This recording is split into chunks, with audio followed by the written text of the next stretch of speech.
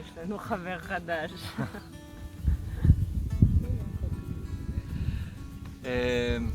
שלום לכולם וברוכים הבאים לסרטון נוסף של Piece of Hebrew.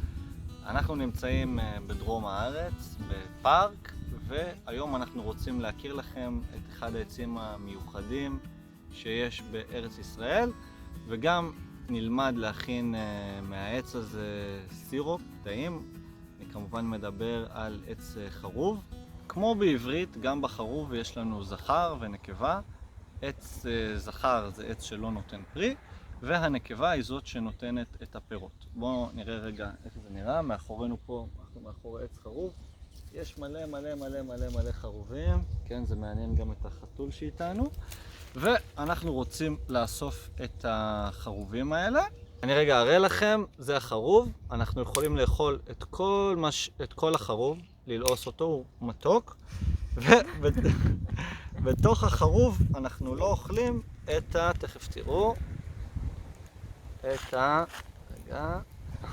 הנה, רואים. את הזרעים. אוקיי, רגע, תראו, זה הזרע של החרוב, אותו אנחנו לא אוכלים, וכל השאר אנחנו יכולים לאכול כמו שהוא, נורא מתוק. איך אנחנו יודעים איזה חרובים לאסוף ואיזה לא? אז אני אדגים לכם, מאחורינו יש פה המון חרובים, אז אנחנו רוצים למיין, אנחנו רוצים חרובים שהם שלמים ולא שבורים, ואנחנו לא רוצים חרובים כאלה או ישנים, או שיש בהם כל מיני חורים, כי אז יכול להיות שבחרובים האלה יש תולעים, ופחות בא לנו תולעים בחרובים שלנו. אז אנחנו עכשיו נמיין את כל החרובים. הבאנו איתנו שתי קערות גדולות שאנחנו נאסוף אליהם את החרובים הממוינים, ואחר כך ניקח אותם הביתה לשטיפה, שבירה, השריה, בישול. יאללה, בוא נתחיל.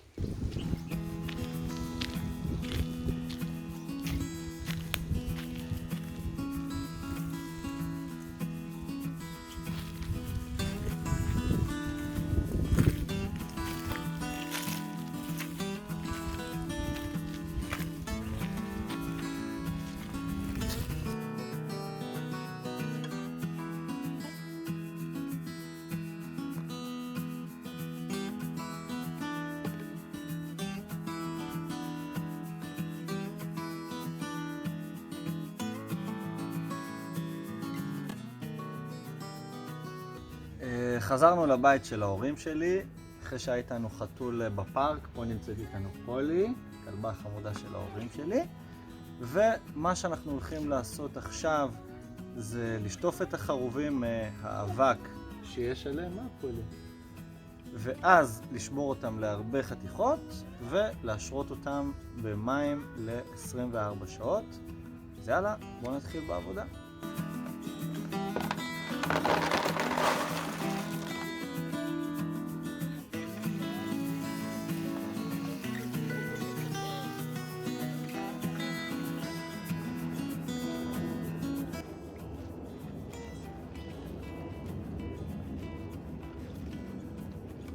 אנחנו הולכים עכשיו לשבור את החרוב, מה זה פולי? לחתיכות קטנות. עם הזרעים בפנים זה לא בעיה, רק לא במעבד מזון או משהו כזה, כי אז זה יצא מר, אז לשבור בידיים, ואפשר להשאיר את הזרעים בפנים. לשבור פשוט לחתיכות קטנות, כאלה, את כל החרוב, ואנחנו נמלא עכשיו את כל מה שעשה.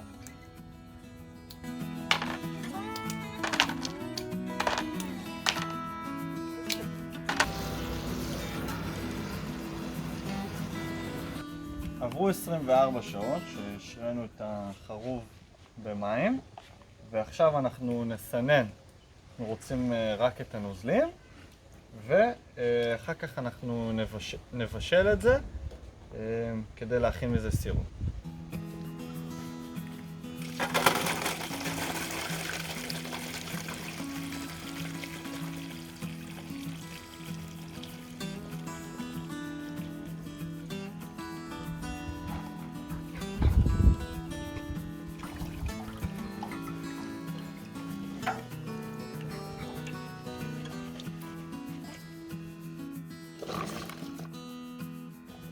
עשינו את הסינון הראשוני מהחרוב לנוזל, ועכשיו אנחנו נעביר את זה סינון נוסף דרך חיתול בד, כדי לסנן את החתיכות הקטנות קטנות.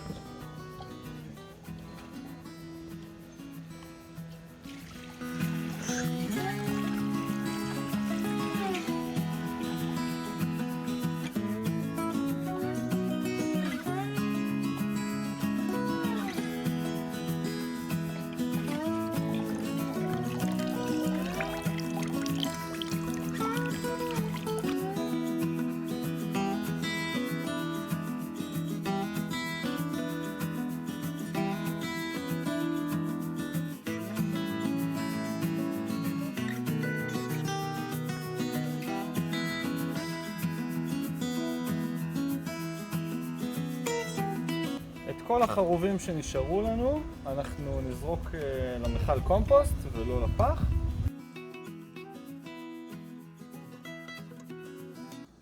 אחרי שסיננו את המים של החרוב, הגיע השלב האחרון, שזה לבשל. אנחנו נתחיל מהרתחה של המים, נביא את זה לרתיחה, ואז אחר כך נבשל את זה בלי מכסה, לצמצם את הכמות של המים. ברגע שאנחנו מגיעים לחמישית מהנוזל ההתחלתי שהתחלנו איתו, אנחנו יכולים ממש להנמיך את האש, ואז הסירופ יהיה מוכן. בינתיים אנחנו נביא את זה לרתיחה. יש לנו פה קצת קצף, את הקצף הזה אנחנו לא רוצים, פחות טוב לנו לתהליך, אז אנחנו נוציא את כל הקצף הזה שמלמעלה ונמשיך לבשל.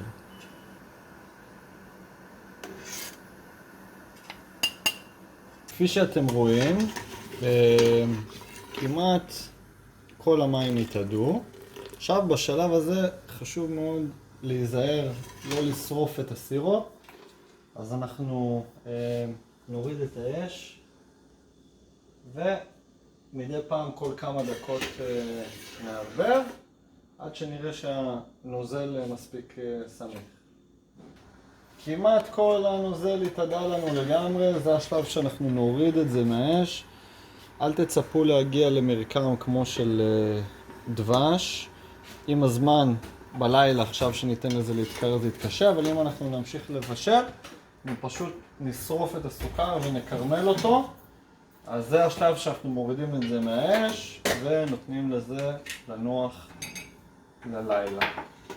הסירופ שלנו התקרר, העברנו אותו לצנצנת ישנה של נסקפה.